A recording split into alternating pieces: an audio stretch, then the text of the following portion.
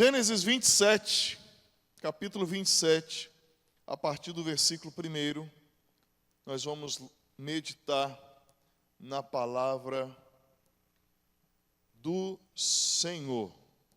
Você que achou pode dizer amém. Diz a palavra do Senhor: quando Isaque envelheceu e os seus olhos se enfraqueceram, a ponto de não mais poder ver, chamou Esaú, seu filho mais velho, e lhe disse: meu filho. Esaú respondeu: aqui estou. O pai lhe disse: estou velho e não sei o dia da minha morte. Pegue agora as suas armas, a sua aljava e o seu arco. Vá ao campo e apanhe para mim alguma caça. Faça uma comida saborosa, como eu aprecio, e traga aqui para mim, para que eu coma e abençoe você antes que eu morra. Rebeca esteve escutando enquanto Isaque falava com Esaú, seu filho. E Esaú foi ao campo para apanhar a caça e trazê-la. Então Rebeca disse a Jacó, seu filho: ouvi seu pai falar com Esaú, o seu irmão. Ele disse: traga uma caça e faça uma comida saborosa para mim, para que eu coma e o abençoe na presença do Senhor, antes que eu morra. Agora, meu filho, escute as minhas palavras e faça o que eu lhe ordeno. Vá ao rebanho e traga-me 2 bons cabritos. Deles farei uma saborosa comida para o seu pai, como ele aprecia. Você a levará a seu pai, para que a coma e o abençoe antes que ele morra.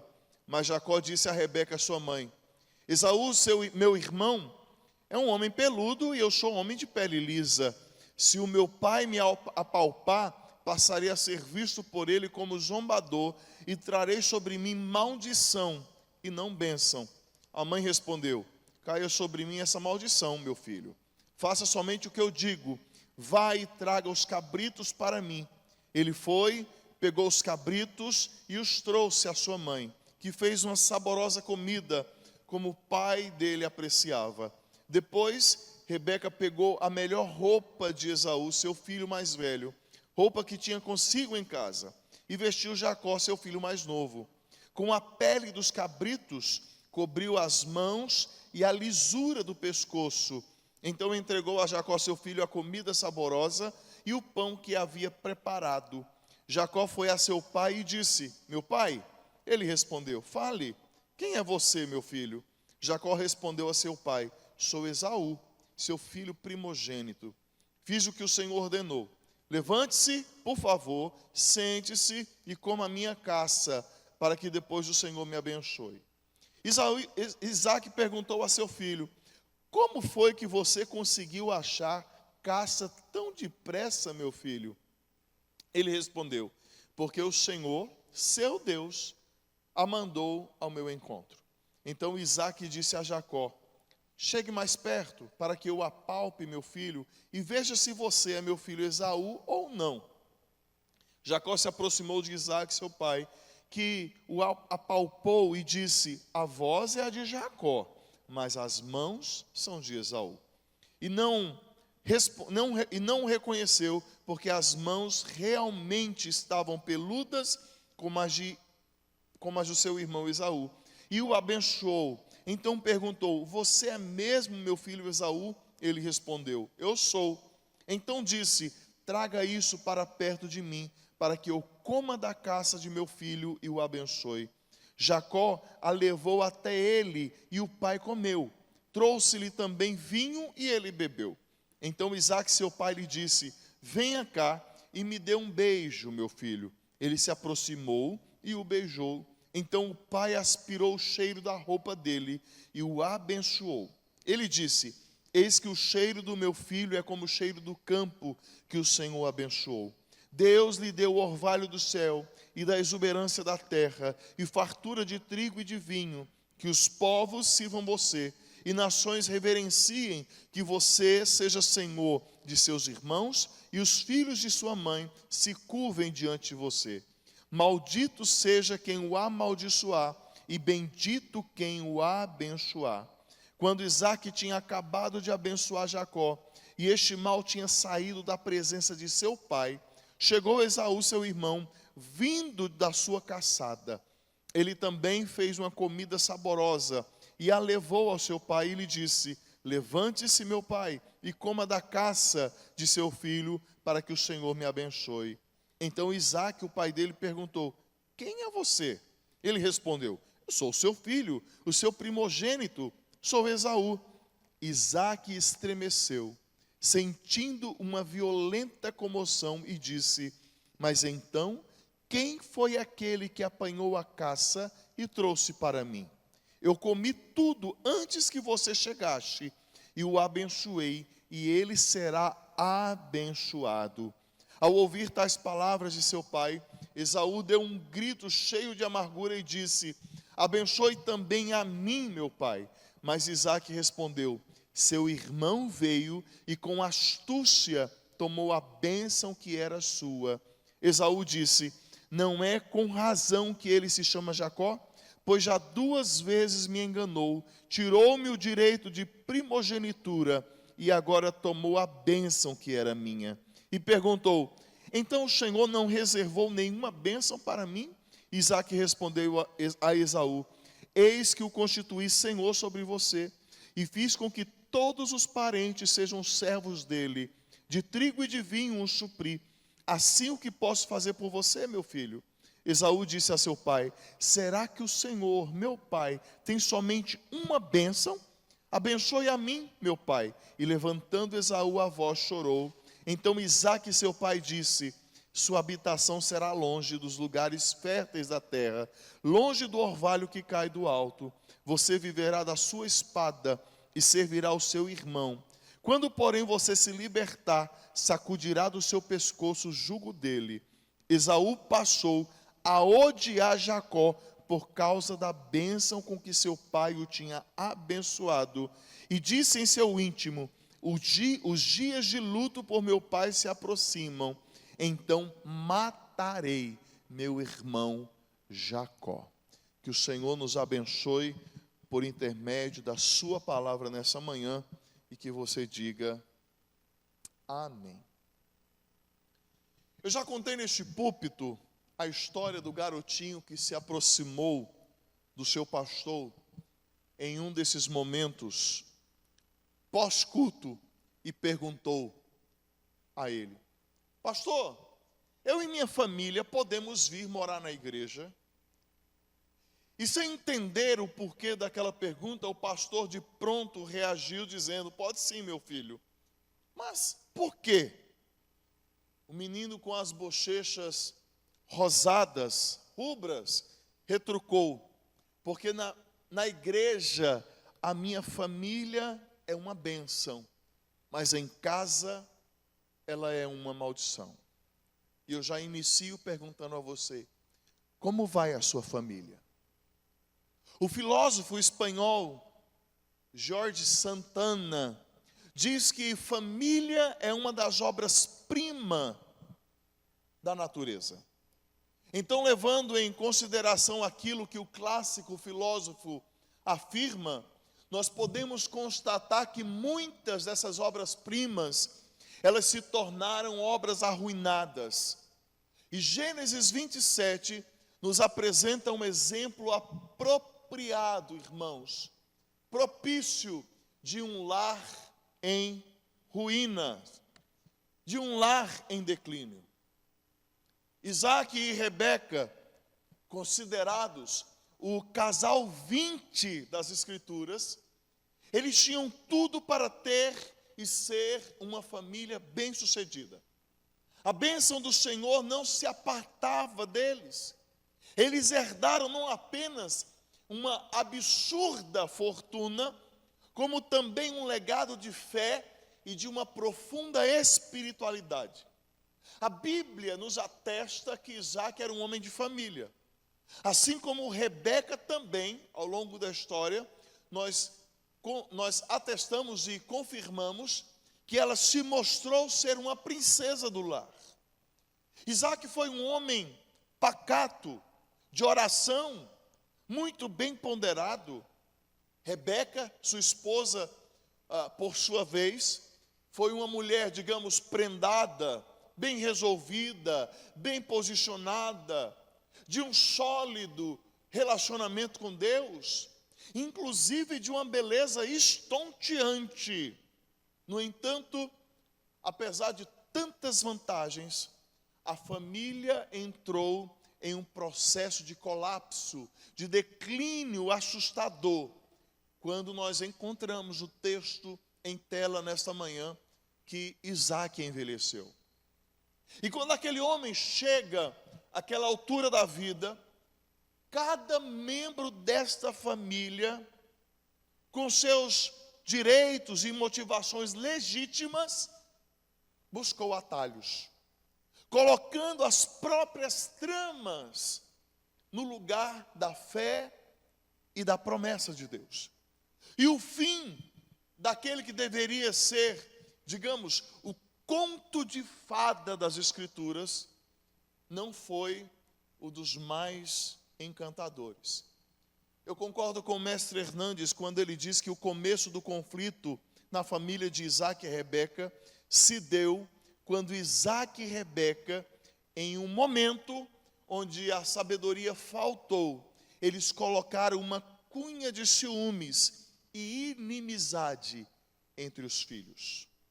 Exatamente porque o pai, a palavra do Senhor nos orienta em textos anteriores, o pai Isaac tinha preferência por Esaú, o filho mais velho, enquanto Rebeca, a mãe, preferia Jacó, o mais novo. Será que existem preferências dentro do seu lar?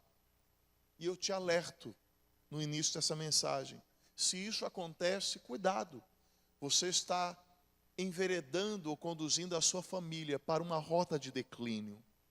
Curioso que nesta cena das Escrituras, não existem bem intencionados aqui, pois todos, cada qual à sua maneira, mesmo sem perceberem, tramam um contra o outro.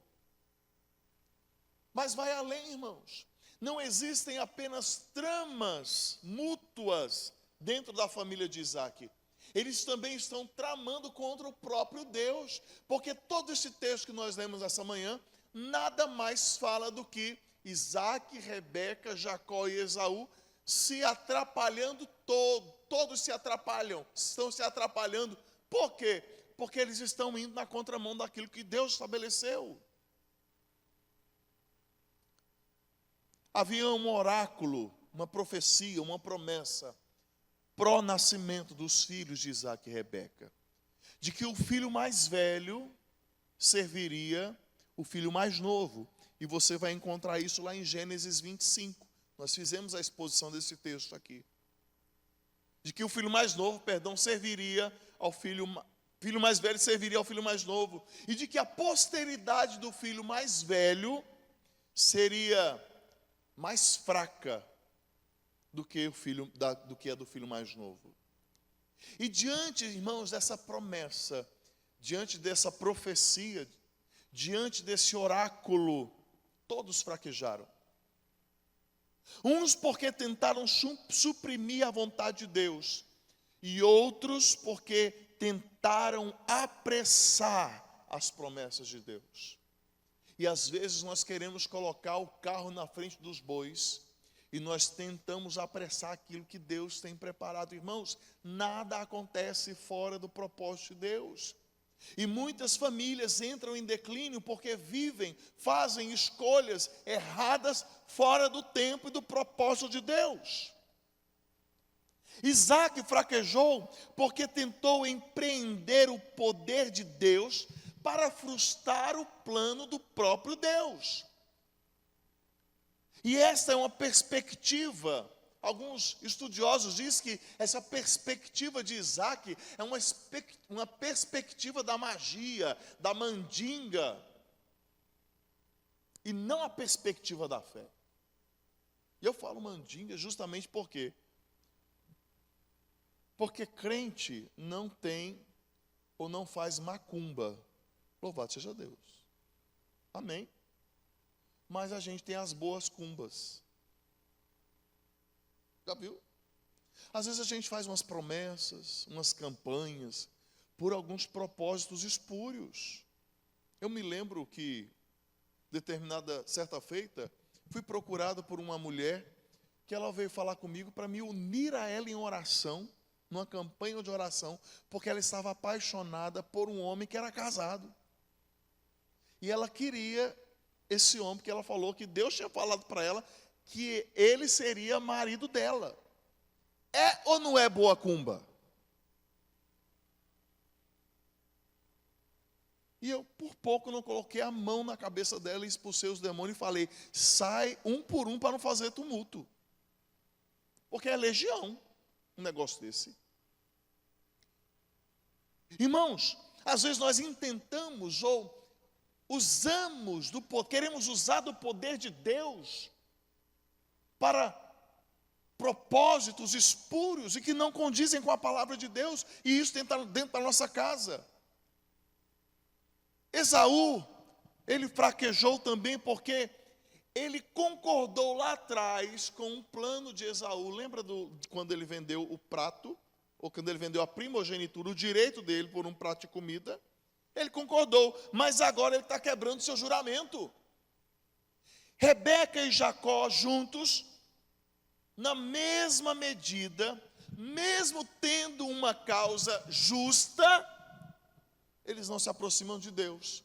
Mas pensando que Deus não teria poder, ou não seria fiel o suficiente para cumprir sua promessa, não demonstraram nenhum gesto de fé e de amor. Eles se apressaram, eles quiseram, o ato de Rebeca e de Jacó é como se eles falaram, olha, Deus falou lá atrás que nos fez essa promessa, mas Ele não vai ser capaz de fazer isso, vamos dar um jeitinho?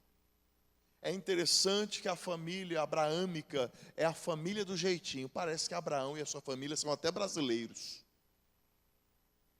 Lembra de Abraão e Sara? Vai ter um filho. Aí o filho demorou, Sara falou assim, já que não vou dar filho para você, vai lá, tem um filho com a minha escrava, com H. O resultado está aí até hoje. E Rebeca e Jacó estão fazendo a mesma coisa. Eles articulam para pular um processo necessário na tentativa de boicotar o próprio Deus. E aí, irmãos, sendo assim, o declínio dessa família foi inevitável. E cada um teve que colher os resultados ou os frutos amargos de suas ações ansiosas, egoístas, orgulhosas. E eu arrisco até dizer maquiavélicas. O declínio da família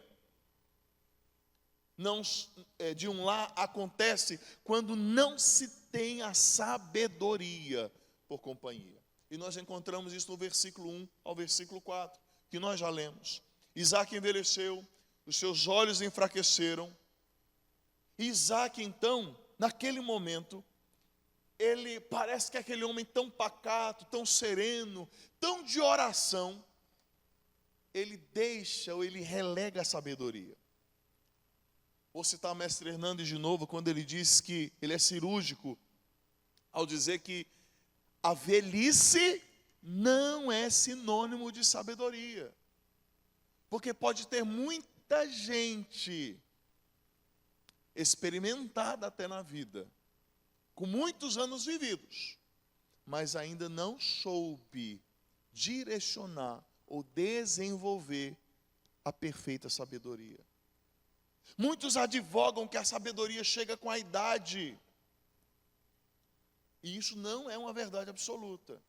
Porque pode ser que tenha muita gente experimentada, rodada, vivida, mas ainda não é sábia. Exemplo disso é quando nós encontramos idosos que continuam ou estão criando confusão no casamento ou na família dos seus filhos. Eu me lembro que quando meu pai não era tão, agora ele já é um senhor, né? Mas ele não era um tão idoso assim. Quando o meu primeiro filho nasceu, ele veio dar palpite sobre o nome do meu filho. Eu falei, opa, você já teve 5 chances. Agora é a minha vez. Isso é falta de sabedoria. Porque quando se tem sabedoria, a gente sabe até onde a gente vai na relação do outro. Até onde é saudável ir na relação dos nossos. E aí nós criamos tramas e confusões na família alheia. Ao conhecer a história de Isaac, nos parece que quanto mais o tempo passa para aquele homem, mais ele toma um caminho de insensatez e de estultice. E no auge de sua velhice, lembrando então que Isaac morreu com 180 anos. Desprovido de visão, nós podemos constatar que a cegueira física de Isaac se equiparava ou se equiparou à sua cegueira espiritual. E a partir disso, Isaac tenta manipular os planos de Deus. Ele tenta resgatar para Esaú algo que não lhe era mais devido. Uma vez que de forma profana, Esaú negociou, vendeu, abriu mão daquilo que era direito dele. Isaac tenta dar a Esaú a bênção, e é interessante que o texto fala que Isaac tenta dar a Esaú a bênção de uma forma privada e secreta. Tanto é que o texto fala que Rebeca estava ouvindo atrás da porta. Aí a gente fala assim, ela é bisbilhoteira, daqui a pouquinho nós vamos falar sobre isso. Mas aquilo que era para ser feito em público, porque uma bênção dessa magnitude, segundo o costume da época, se marcava um grande banquete, chamava toda a vizinhança, colocava o filho em evidência e proclamava-se a bênção. Mas Isaac falou assim, ó, vai lá, pega um bode, faz uma buchada, traz para mim, quietinho, que eu vou te abençoar aqui. É isso que está acontecendo. Há uma sandice passando na vida de Isaac. Teólogos como Bruce Waltke e Kate Fredericks, eles afirmam com lucidez que o plano clandestino de Isaac põe fogo numa floresta. E eles argumentam que foi justamente essa uma das causas do porquê a família de Isaac se fragmentou. Isaac age de maneira tão desafortunada, que coloca o seu apetite acima dos valores espirituais. Eu te abençoo se você encher meu barrigão. Faça uma comida saborosa, diz Isaac para Esaú. Algo que eu aprecio, traga para mim, para que eu coma e abençoe você antes que eu morra. Alguns estudiosos propõem que Isaac estava bastante doente. Outros ainda afirmam, como no caso de Calvino, que a fala de Isaac até parecia sóbria, tendo em vista que o velho homem sabia que a morte, uma vez que ela reivindica tudo que é vivo para si, está próxima daqueles que já estão avançados em dia. Todavia, é mais coerente a interpretação de que Isaac tenta consertar as coisas, tenta dar um jeitinho, pois o pedido que ele faz a Esaú e a promessa que ele dá a Esaú de abençoá-lo, dizendo então ele, respaldando o fato, olha, eu vou morrer. Na verdade, o que está acontecendo ali, depois deste ato, Isaac ainda viveu 80 anos. Viveu bastante, não viveu? Em termos claros, neste momento que Isaac falou assim para Esaú, eu quero te abençoar, Esaú, porque eu estou perto de morrer. Ele estava na metade da vida. Na metade da vida. O Dr. William Cooperstone, ele, presidente do Instituto Bíblico Moody em Chicago, ele foi presidente por 23 anos, ele com frequência terminava as suas orações dizendo, Senhor, ajuda-nos a terminar bem. Tal irmão completou a sua corrida, a história fala, como um vitorioso, mas o mesmo não pode ser dito sobre Isaac. O mesmo não pode ser dito de muitos cristãos e suas respectivas famílias. Por quê? Porque falta sabedoria. Você tem que concordar comigo. O mesmo que acontece O mesmo acontece com muitas famílias hoje. A falta de sabedoria é escandalosa. Mas, numa discussão, né? Mas eu falei a verdade. Meu querido, minha querida, a verdade dita na hora errada, para a pessoa errada, vai dar errado. A palavra de Deus diz que a palavra dura suscita o quê? O furor. Aí você fala, abre a travagem, como diz lá no Nordeste, né? Fala, comete uma hemorragia, uma verborragia, fala pelos cotovelos, fala o que não deve, e aí então, depois não quer ouvir. Você está criando um caos na sua família. É preciso sabedoria para ouvir, sabedoria para falar. Quantos lares entram em declínio porque a falta de sabedoria conduz os seus membros a posturas egoístas, arrogantes e frívolas? Quantos lares estão indo para a destruição porque os seus membros só se preocupam consigo mesmo? Quantas famílias vão à bancarrota, à insolvência, à falência, porque lhes falta sabedoria, não apenas para entender os propósitos de Deus, mas para também obedecer os seus desígnios. Ah, eu sou pastor e eu quero que os meus 3 filhos sejam pastores. Opa, peraí. A pergunta é se Deus quer que eles sejam. Tem muito adulto, muito pai, muita mãe que está fazendo transferência do sonho pessoal dele nos filhos. Estão formando pessoas e adultos frustrados, mal resolvidos. Ah, a mãe queria ser, sei lá, professora, não conseguiu. Quer que a todo custo a filha seja professora. Vai dar ruim esse negócio. Ah, mas o pai queria ser advogado e não conseguiu. Quer a todo custo que o filho seja advogado. Vai dar ruim, meu irmão. Quando a palavra do Senhor em Provérbios diz que nós devemos ensinar a criança no caminho que deve andar, não está restringindo apenas no fator de ensinar a criança a palavra de Deus. É também, mas está falando que você deve ter discernimento para entender o propósito de Deus para o seu filho. O que Deus quer que o seu filho seja.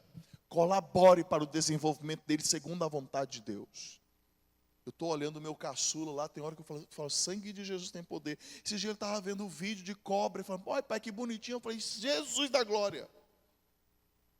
Ele vai ser veterinário, ou biólogo, sei lá o que vai ser. Mas, no entanto, qual que é a minha responsabilidade?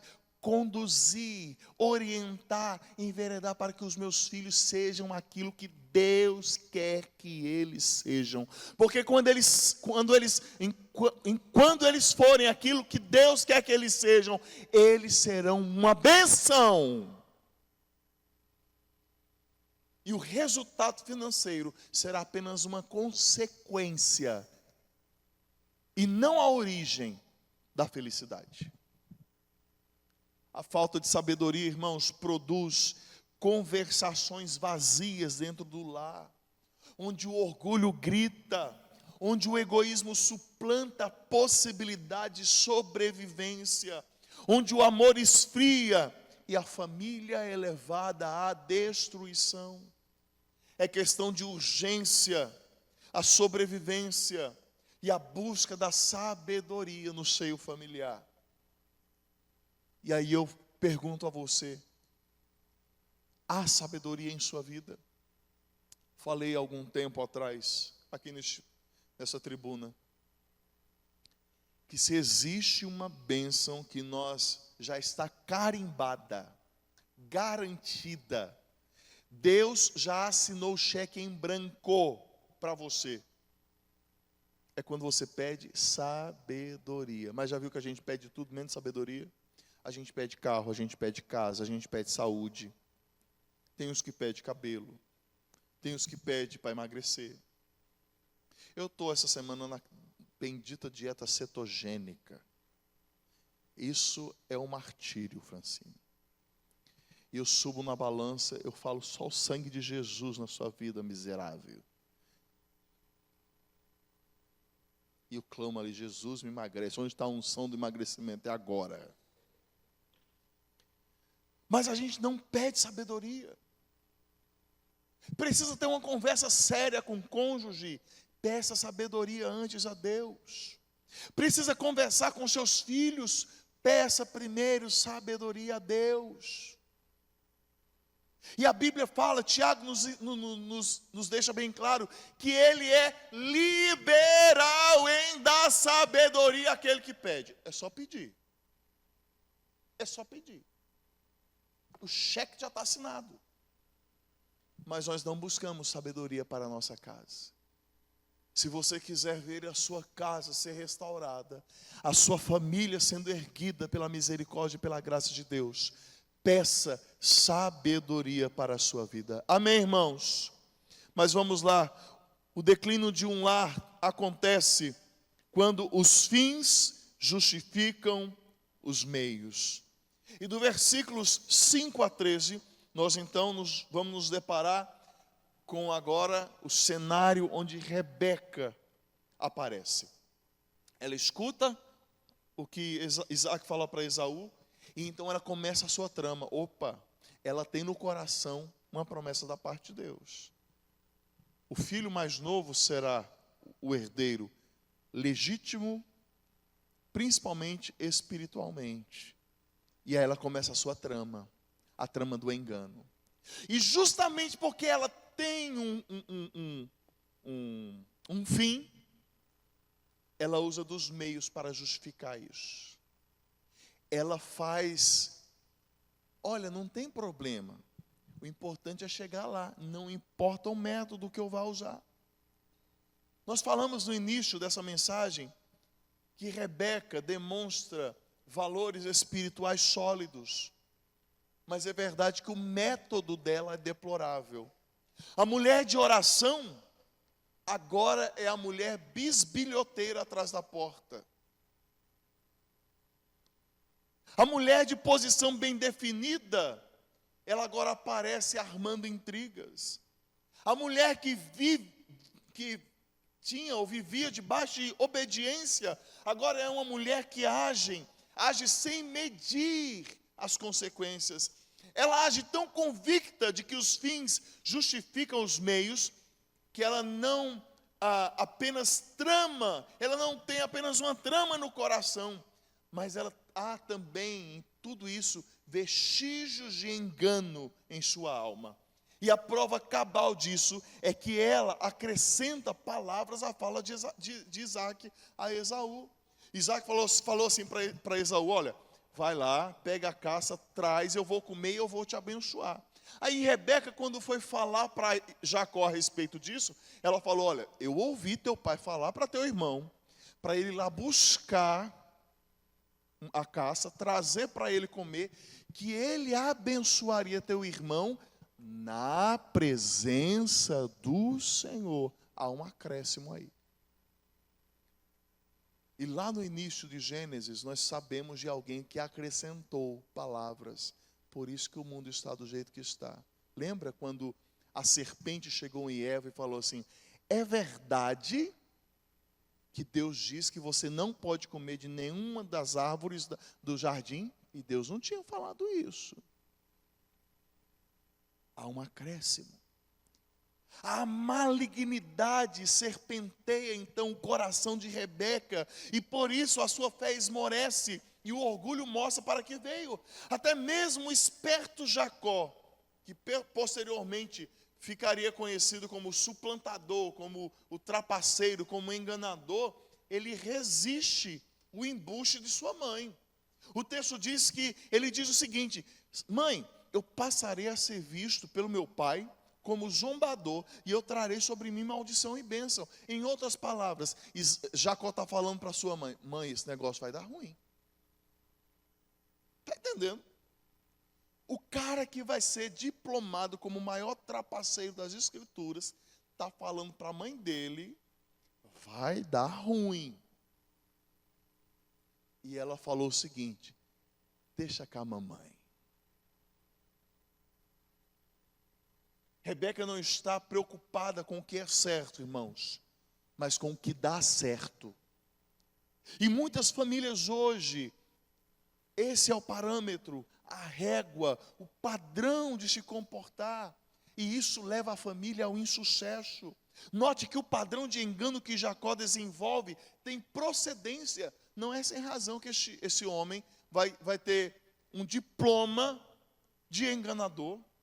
O vício da mentira e do engano não é algo que surge a partir do caçula Isaac, mas é o pecado impregnado no DNA da família patriarcal.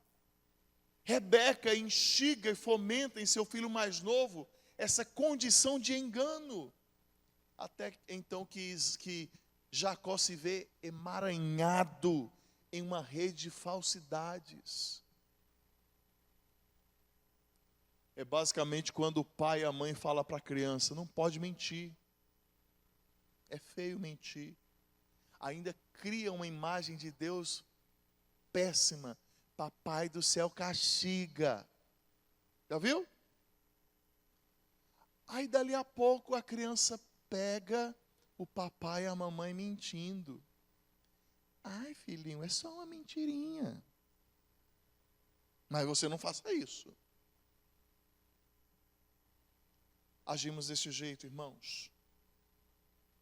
Deus não precisa de ajuda humana para cumprir seus propósitos. Ele tampouco referenda os nossos métodos heterodoxos só porque os nossos fins são legítimos. Eu falo agora especialmente aquelas que são responsáveis pelo aconchego, pelo afeto no lar. Você, mãe, eu quero lhe dar um conselho.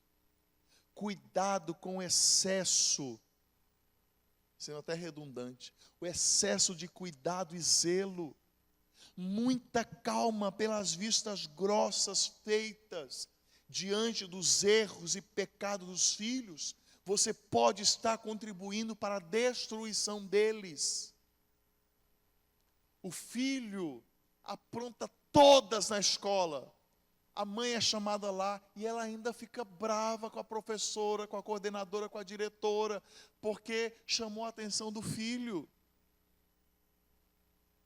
Ah, como a gente precisa voltar ao tempo da palmatória. Quem passou por esse tempo aqui? Pastor, está precisando, irmãos. Mas a palmatória não são para as crianças, não, são para os pais. Para os pais. Está tudo errado. As mães ficam passando a mão na cabeça dos filhos. Corrija o seu filho. Você está construindo um caminho de destruição para eles. Agora, são os pais. Não é apenas ridículo, mas é incompatível com a sagrada lei decidir ou tentar manipular o destino dos filhos. Isso não quer dizer que devamos permanecer inertes e aquém do futuro dos filhos, não é isso. Mas nem sempre o que você quer para o seu filho é de fato aquilo que Deus quer para ele.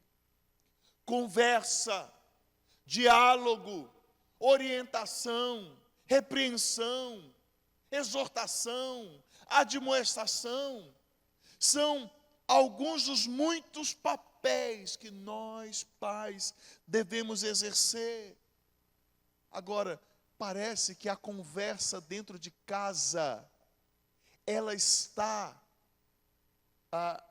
abandonada, ela foi abandonada.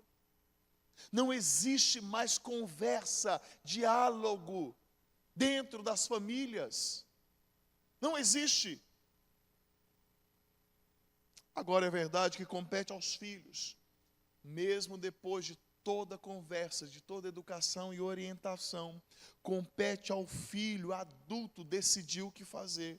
E uma vez que ele decidiu, deixe também que ele colha os frutos das suas decisões, sejam eles bons ou não.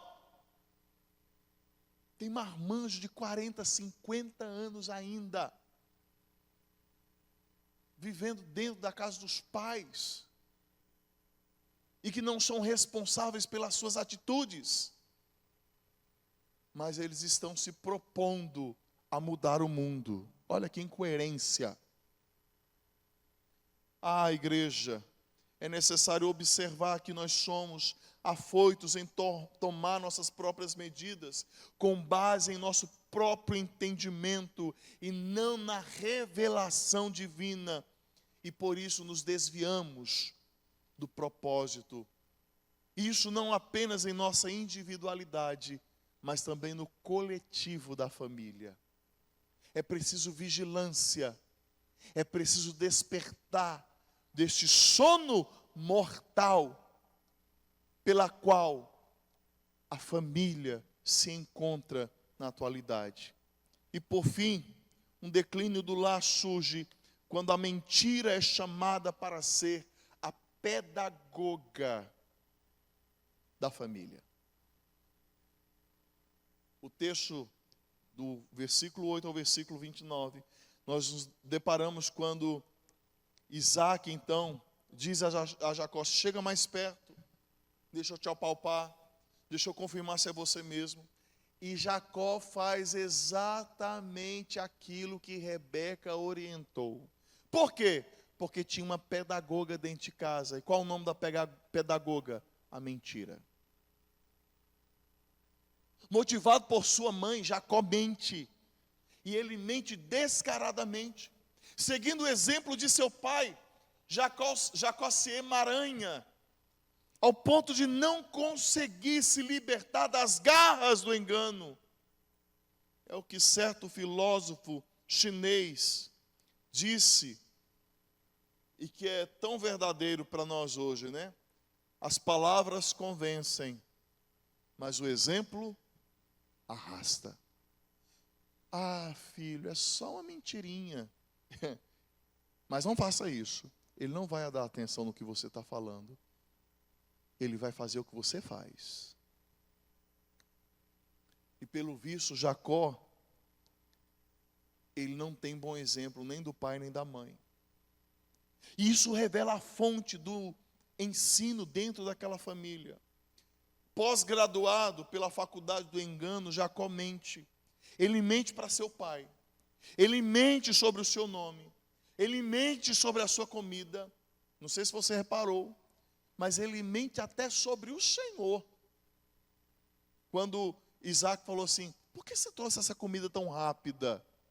Ele falou assim: olha, o Senhor, seu Deus, fez que a comida viesse ao meu encontro. Olha que bicho sem vergonha. Ele mente sobre a sua identidade, sobre as suas afeições. E é interessante que ele mente porque ele tem justificativas legítimas. Esses dias, eu até mencionei aqui, vimos na internet, né, uma dita pastora falando que tem mentirinha que é para a glória de Deus. São os pregadores e as pregadoras de hoje. O reformador genebrino João Calvino acertadamente diz, e eu abro aspas para ele: somos ensinados que quando transgredimos os devidos limites do dever, consequentemente concedemos a nós mesmos uma permissão para pecar voluntariamente. Por isso, não há nada melhor do que cada um manter-se dentro dos limites que lhe foi divinamente prescrito, para que ao tentar ir além do que é lícito, não abra a porta para Satanás. Fecho aspas para ele. A gente fica tentando, irmãos. Eu vou pôr só um pezinho aqui. A gente fica até que Satanás vem e pô.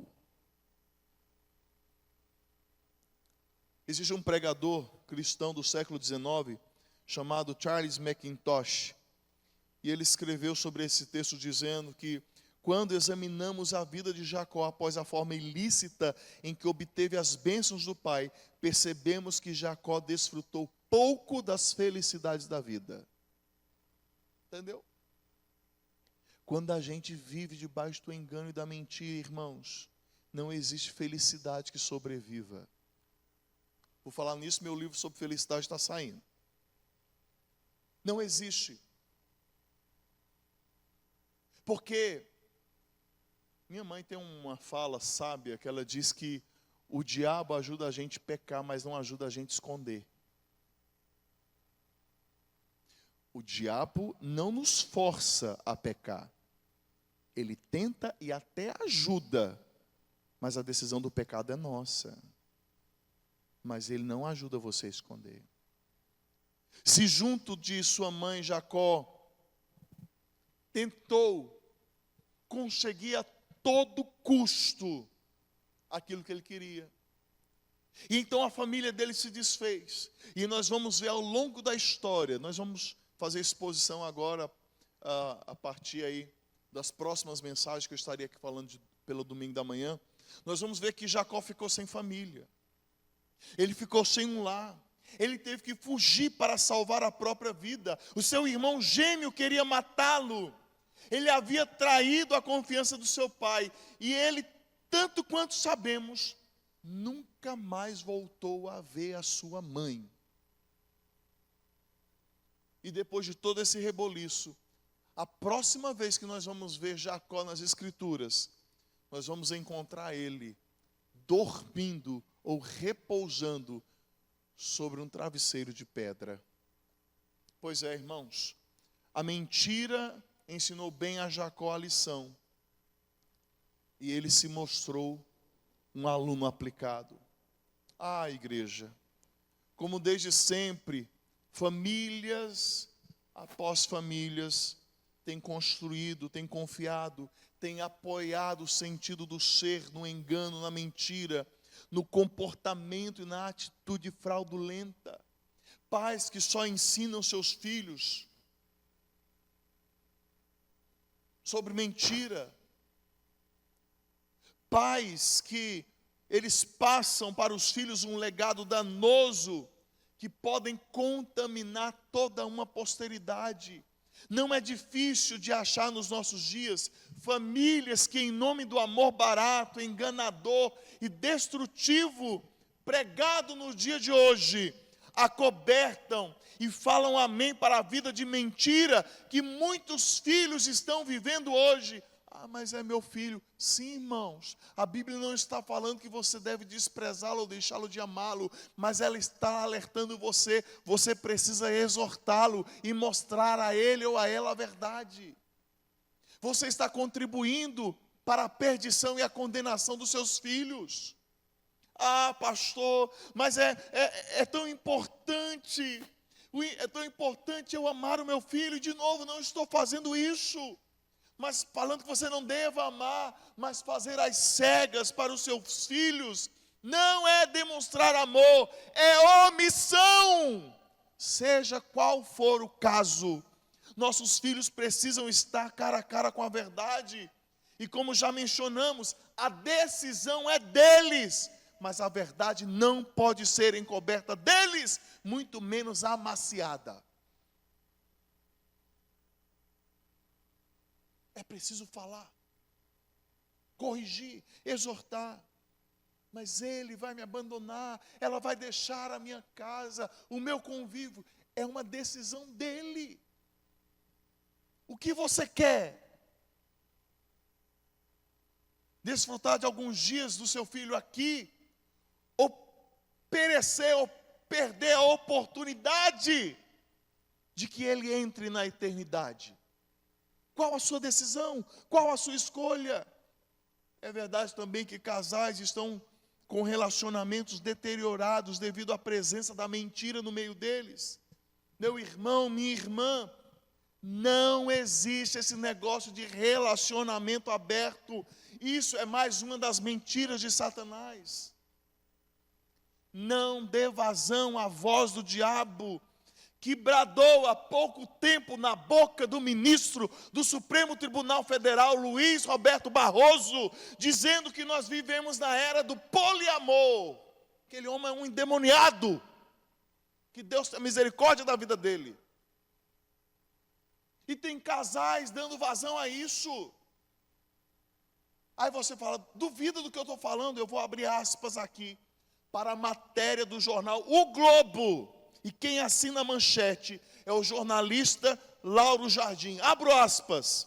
Bem-humorado, Luiz Roberto Barroso, numa palestra da Universidade de Colômbia, em Nova York, diz: por causa das minhas posições pela liberação da maconha, tenho sido convidado a falar em todas as marchas da maconha. Por causa de minhas posições em relação aos LGBT, tenho sido convidado a participar de várias paradas gays. Agora, que comece a estudar e a falar sobre a união estável, poliafetiva, isso aqui está falando sobre aquele casamento entre 3 ou mais pessoas, o chamado e conhecido trisal. Ele diz: eu estou preocupado para onde serei convidado, fecho aspas. E há um tom de chocalice na declaração deste endemoniado. À noite eu vou falar um pouquinho mais sobre isso. E nós estamos fazendo vistas cegas para aquilo que está acontecendo no mundo. A sua família está em perigo.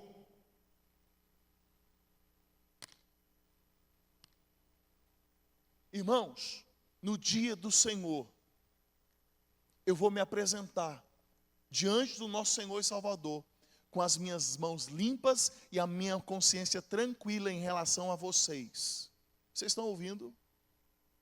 Porque a mensagem está sendo entregue. Você goste ou não. O que você faz com aquilo que é pregado. Há um zelo, minha esposa e os meus filhos são testemunhas disso. Um zelo na preparação da mensagem, da comida espiritual que é entregue a vocês. Deus é testemunha disso, irmãos.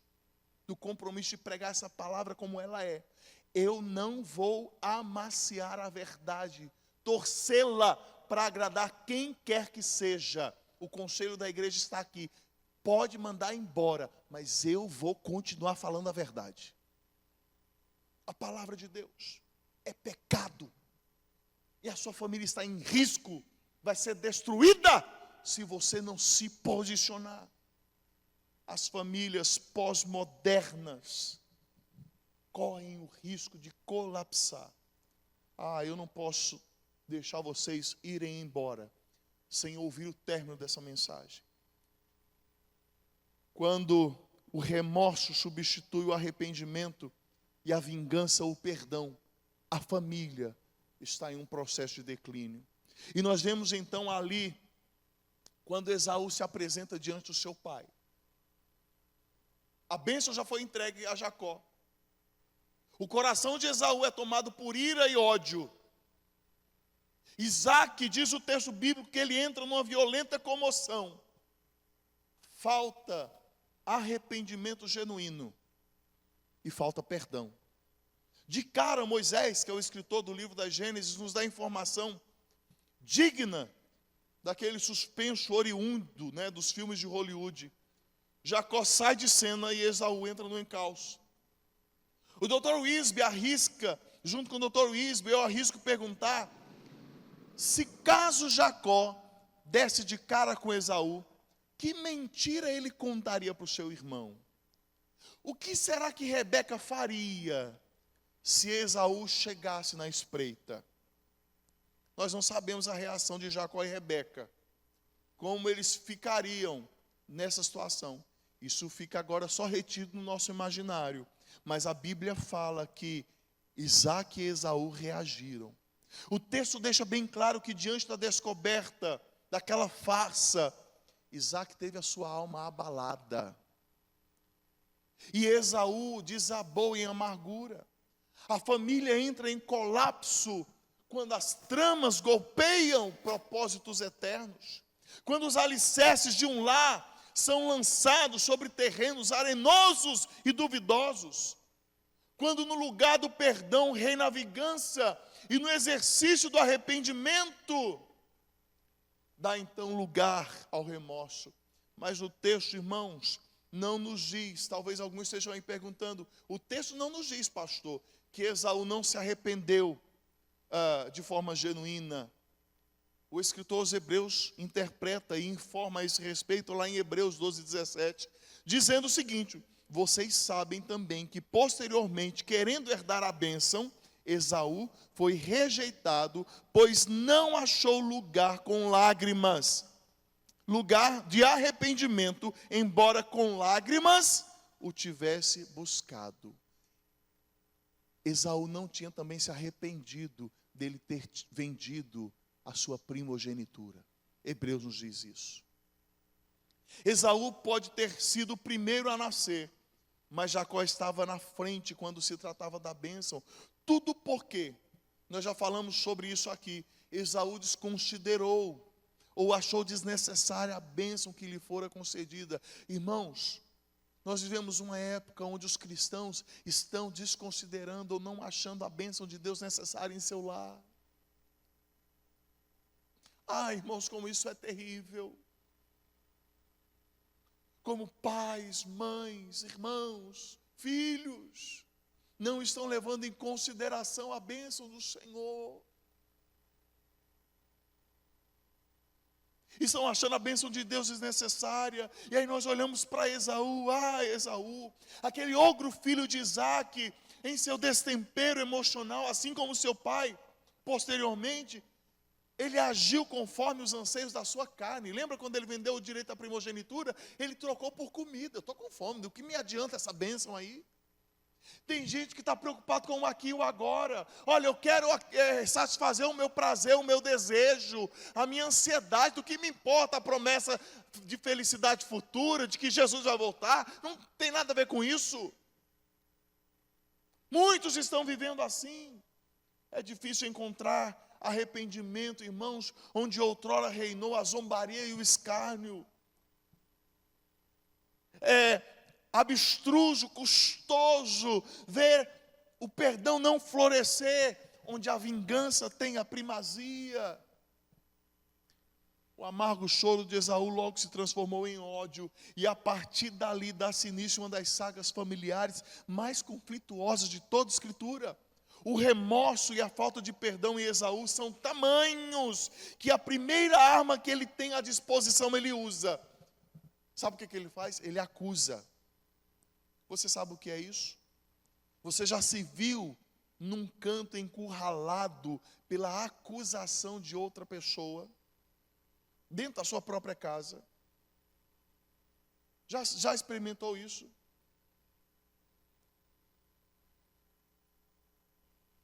É interessante que Esaú acusa Jacó com o mesmo ímpeto que Adão acusou Deus e Eva pelo pecado dele.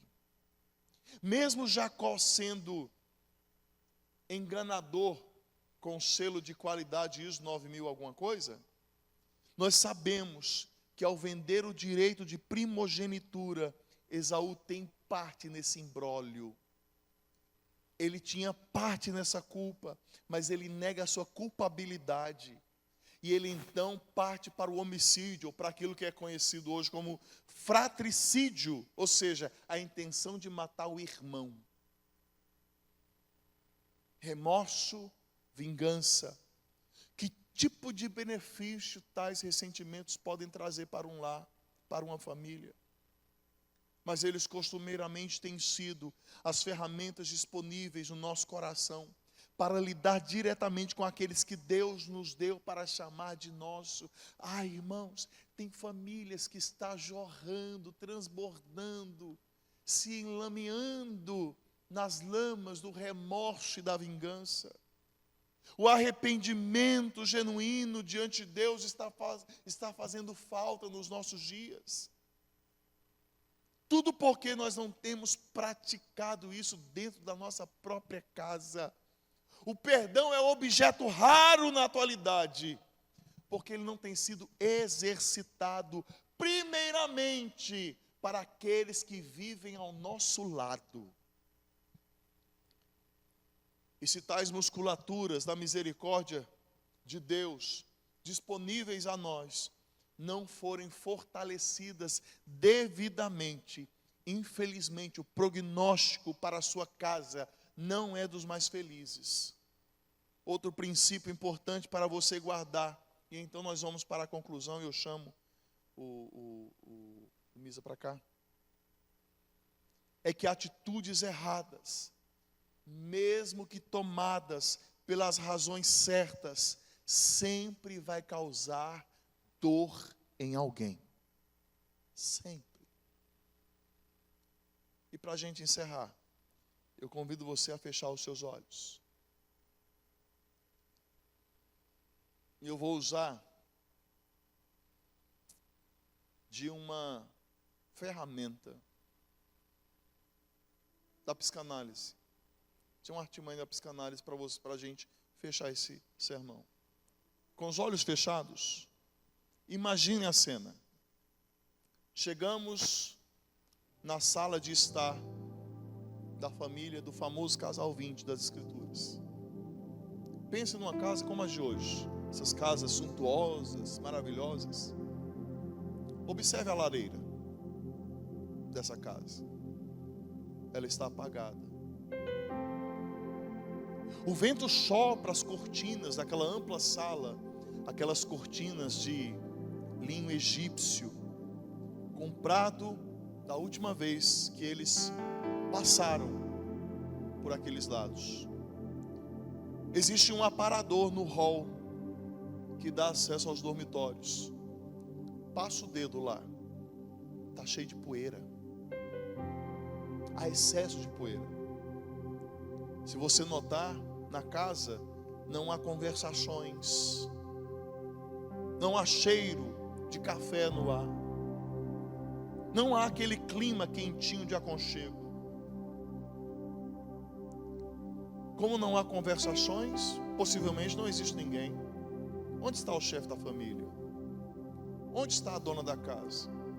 E seus filhos? Andamos para lá e para cá, e a única coisa que encontramos é uma estante com alguns porta-retratos. Um desses porta-retratos, nós vemos a foto do marido, do pai, com uma cara estremecida, já envelhecida, abalada. Existe um outro retrato, você vai perceber que tem uma mulher, a mãe, a esposa, com olhos grandes. Perceba que há uma tensão naquele olhar. Mas nós também encontramos a fotografia de um homem ruivo, rosto sisudo, com uma pose que mais parece a mistura de um lenhador com um lutador de Muay Thai. Mas há um certo desespero na pose que ele tirou a foto. Mas existe também um quadro vazio, um porta-retrato vazio. Não há nenhuma foto dele. Há apenas um bilhete escrito, que mais parece uma rebarba do porta-retrato. Está escrito assim: que saudade do meu filho, ele se foi. Não há vestígios de moradores ali, mas percebemos pela casa que há pegadas de chacais. Lares que não se atentam às recomendações da palavra de Deus ruirão, e um dia só servirão para testificar daquilo que não deveriam fazer e fizeram. Mas nem todo fim, de fato, é um fim, se nós entregarmos esse aparente fim a Jesus e deixar que Ele faça um milagre em nós, por nós e através de nós. Cristo não é um homem para ficar impressionado, nem é fraco para precisar da nossa ajuda para cumprir suas promessas. Confiar nele, esperar nele e obedecer o que ele diz, sempre será a saída eficaz que transformará o declínio de nossa família em uma guinada de glória e sucesso. Talvez o cenário da sua vida seja como o cenário que nós pintamos agora, mas Deus pode restaurar toda essa casa. Precisamos apenas manter os joelhos dobrados, os olhos bem abertos e colocados no céu. E diferente da família de Isaac, diferente da família de Rebeca, a fofoca pode se transformar em oração. A trama pode dar lugar ao propósito eterno. E ao invés de nós encontrarmos uma casa com porta-retratos abandonados, nós acharemos uma família unida e que vive em Deus e para a glória dele. Coloquemos-nos em pé.